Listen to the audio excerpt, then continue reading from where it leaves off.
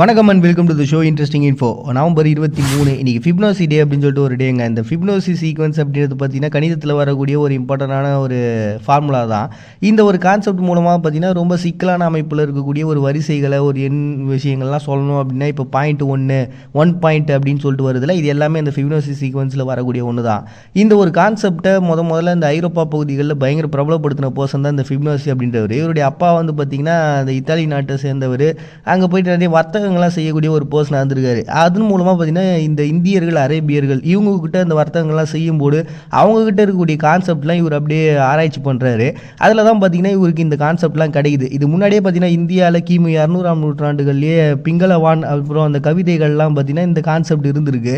அதே மாதிரி அரேபியர்கள்கிட்டே இருந்திருக்கு. இது எல்லாத்தையும் அவர் தொகுத்து மொத்தமாக வந்து ஒரு கான்செப்டாக லைபர் அபாசி அப்படின்னு சொல்லிட்டு ஒரு புக்காக எழுதுறாரு. இந்த புக்கு எழுதுனதுக்கு அப்புறம் தான் பார்த்தீங்கன்னா இந்த ஃபிப்னோசி சீக்வன்ஸ் அப்படின்றது அதோட இம்பார்ட்டன்ஸ் அப்படின்றது கணிதத்தில் அதிகமாக பயன்படுத்த ஆரம்பித்தாங்க.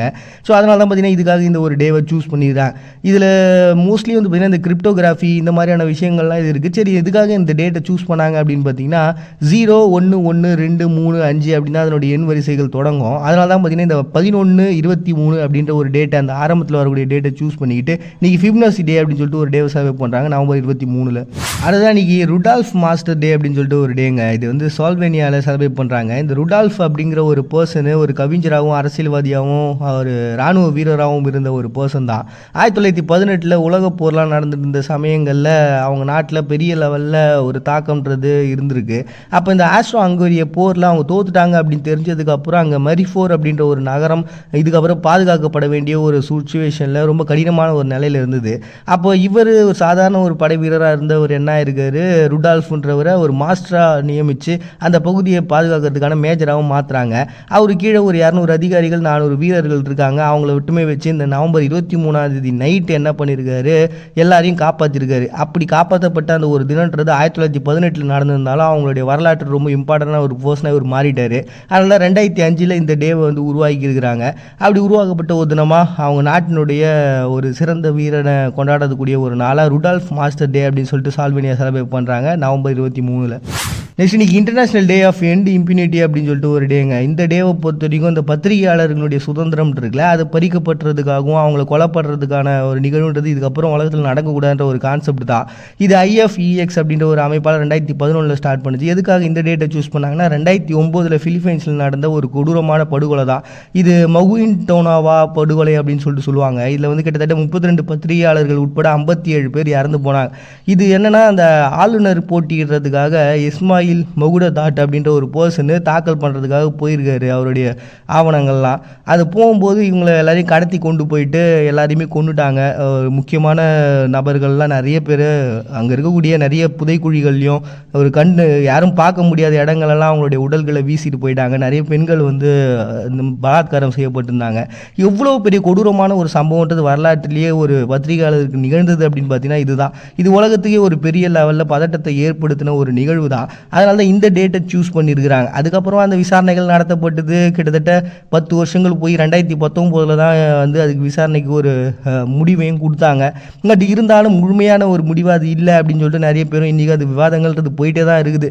சரி, இதுக்கு பின்னாடி இருக்கக்கூடிய கான்செப்ட் அரசியல் ரீதியான நோக்கங்கள் தான். பட் ஆனால் அதுக்காக பத்திரிகையாளர்கள் கொல்லப்படுறது, அவங்கள உண்மையான சம்பவங்களை உண்மையான நிகழ்வுகளை வெளிப்படுத்துறதுக்கு ஒரு தடை விதிக்கிறது, இந்த சுதந்திரம் இல்லாமல் போகிறதுலாம் வந்து சரியான ஒரு கான்செப்ட் இல்லைன்னு சொல்லிட்டு அதுக்கு எதிர்ப்பு தெரிவிக்கிற விதமாக உருவாக்கப்பட்ட ஒரு தினமாக தான் international day of and immunity அப்படின்னு சொல்லிட்டு ஒரு டேவை செலிப்ரேட் பண்ணுறாங்க நவம்பர் 23. அதுதான் இன்றைக்கி இன்டர்நேஷ்னல் சர்வைவர் சூசைட் டே அப்படின்னு சொல்லிட்டு ஒரு டேங்க. இந்த சூசைட்லாம் பண்ணிக்க ட்ரை பண்ணுவாங்கள்ல, அப்படி ட்ரை பண்ணி அதுக்கப்புறம் அவங்க புழைச்சி வந்தாலும் அவங்கள பார்க்கக்கூடிய பார்வைன்றது இந்த உலகம் வேறு ஒன்றா பார்த்துட்ருக்கோம்.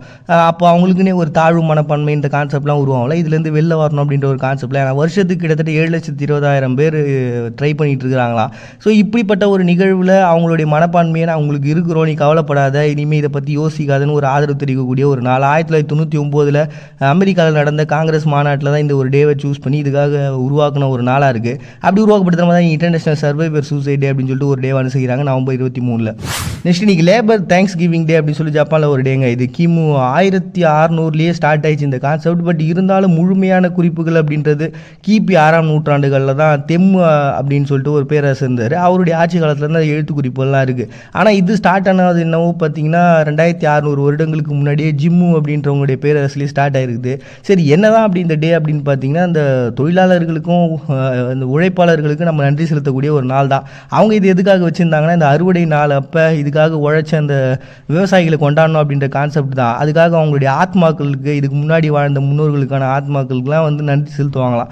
அதை இப்போ அப்படியே மாற்றி இப்போ ஸ்கூல் பசங்க பெரிய ஆட்களுக்கு அதாவது வேலை செய்யக்கூடிய இப்போ ஒரு போலீஸாக இருப்பாங்க, ஒரு ஐஏஎஸ் கலெக்டராக இருப்பாங்க, எல்லாருக்கும் போயிட்டு இந்த ஸ்கூல் பசங்களாம் போயிட்டு அவங்களுக்கு நன்றி தெரிவிக்கக்கூடிய ஒரு நாளாக அவங்களுக்கு கிஃப்ட்லாம் கொடுக்கக்கூடிய ஒரு நாளாக இன்றைக்கி பயங்கரமாக ஒரு இம்பார்ட்டன்ஸாக இப்போ ஸ்கூல் டேஸில் இது செலிப்ரேட் பண்ணுறாங்க.